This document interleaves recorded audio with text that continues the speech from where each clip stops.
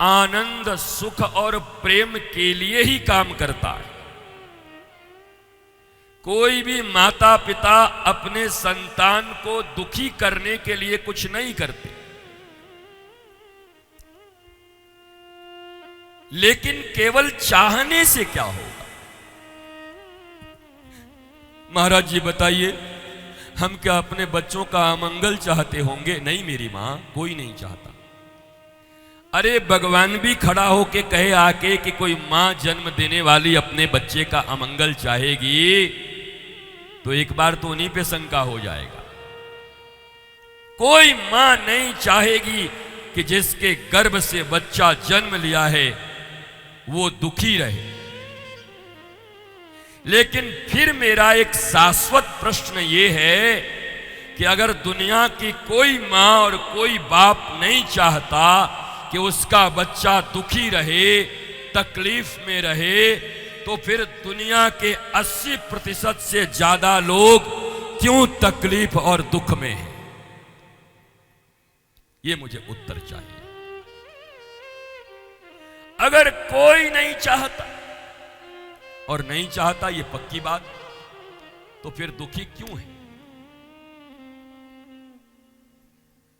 याद रखो, इस सवाल का जवाब मिले बिना मजदूरों की तरह जिंदगी खट खट कर अपनी भी जिंदगी खत्म कर लोगे, और उनके भी जीवन में कोई तुम ऐसे दीपक न जला पाओगे जिससे उनके जीवन का अंधकार दूर हो सके।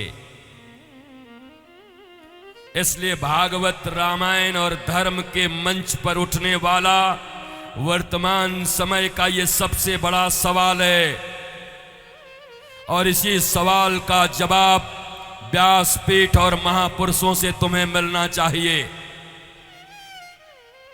तुम नहीं चाहते अपने बच्चों को दुख देना, फिर भी वो दुखी क्यों हैं?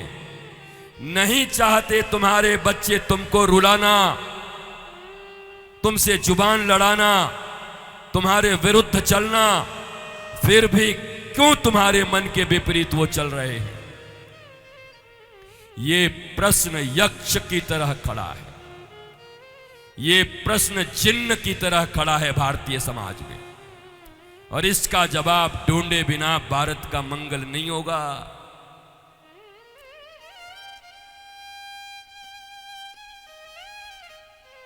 और इसी प्रश्न का जवाब इस व्यासपीठ से मैं तुमको दूंगा। मानो तुम्हारी मर्जी, न मानो तुम्हारी मर्जी। बोलना अपना काम है, कहना अपना काम है, मानने न मानने पर किसी का कोई जोर जबरदस्ती नहीं है। प्रहलाद जी का जीवन गुरु और मां के लालन पालन के अनुसार बहुत अच्छा था, पर पिता बहुत नफरत करता था प्रहलाद से। मेरे प्यारे बच्चों, तुम्हारे तो पड़ोसी दुश्मन होते होंगे, कभी कभी कोई रिश्तेदार दुश्मन होता होगा, पर जरा सोचो उस प्रहलाद के विषय में जो 5 साल का है, उसका पिता ही उसका सबसे बड़ा दुश्मन है। मारना चाहता है, सांपों से कटवाता है, पहाड़ों से फिकवाता है, भोजन के बिना कारागार में बंद करवा देता है छोटे से बच्चे को। अपनी बुआ गोद में लेकर, खुद तो वरदान प्राप्त थी कि अग्नि में नहीं जलेगी, और प्रहलाद को जलाने के लिए बैठ गई थी आग के भीतर। बताओ मेरे लालन, मेरी ललनाओं, क्या तुम्हारे घर में तुम्हें इतना तकलीफ दिया गया है अपने बाप और अपने मां के द्वारा? नहीं ना। फिर भी प्रहलाद पूरी दुनिया का आज नेता बना हुआ है। प्रहलाद आज दुनिया में भक्त चरित्र के रूप में गाए जाते हैं, लाखों करोड़ों लोगों के लिए प्रेरणा के स्रोत हैं, जबकि उनके जीवन में इतनी तकलीफ कि जिस 5 साल के उम्र में मां अपनी गोद में बच्चों को टांग के चलती है, बड़े बड़े पहाड़ों से पत्थरों के नीचे कुचलवा दिया गया उस बच्चे को। क्या इतनी तकलीफें तुम्हें मिली हैं? नहीं मिली। उसके बाद भी 5000 नहीं, लाखों वर्षों के बाद भी आज इस व्यासपीठ से प्रहलाद की कथा मैं तुम्हें सुना रहा हूं। नाम ही है प्रहलाद, जिसके जीवन में आह्लाद प्रकृष्ट रूप से उत्पन्न हुआ है। भैया ये माइक तो बचपन में जैसे पैंट बह जाता था ना, ऐसे माइक हो गया, बह जा रहा है बार बार। ये दुनिया में हम ही एक ऐसे बाबा हैं जो इतने तकलीफों के बाद भी प्रवचन कर लेते हैं।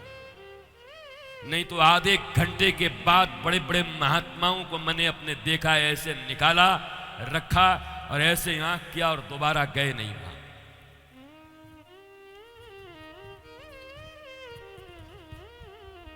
अब बताओ, हमारी आधी मेहनत तो माइक सेट करने में चली जाती है। 24 बार इसको ठीक करना पड़ता है, 240 बार। आप अच्छा बजा रहे हो, पर क्या करे हो, हमारा इलास्टिक ढीला हो गया, इसका पैंट का रबर ढीला हो गया ना। बच्चों को नहीं देखते, एक हाथ से पतंग उड़ाने के लिए उनको दे दो तो एक हाथ से, और दोनों हाथ से पकड़, वो गिरा तब तक टन से नीचे गिर गया और ये सब गड़बड़ हो गया महाराज। वो हालत अपनी है।